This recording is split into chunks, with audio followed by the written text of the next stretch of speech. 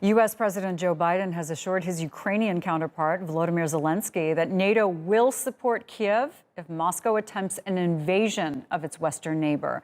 Biden and Zelenskyy spoke just days after another phone call between Biden and Russian President Vladimir Putin.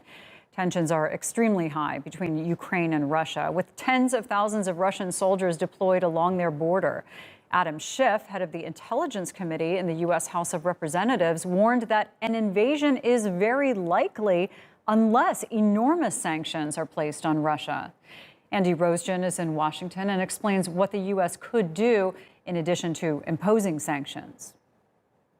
The U.S. could send in weapons to Ukraine to help them defend themselves and deploy more U.S. troops to those old Soviet states that are around Ukraine as well. That's part of the fear here. You know, the Russian president, Vladimir Putin, he did not call President Zelenskyy today. He really just wants to carve up Ukraine, going superpower to superpower in this sort of way, trying to deal with Joe Biden and not including Ukraine at all in this. Of course, the U.S. would never go for that.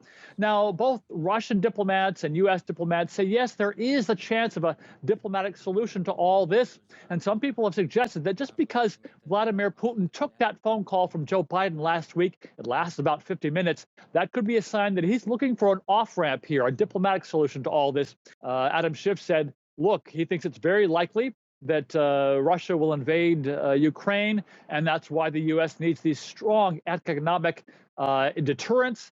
He also said that if Russia invades Ukraine, that could push NATO more aggressively towards Russia, not push it away, as Vladimir Putin might be hoping. But all of this, Michelle, is a bit of a manufactured crisis.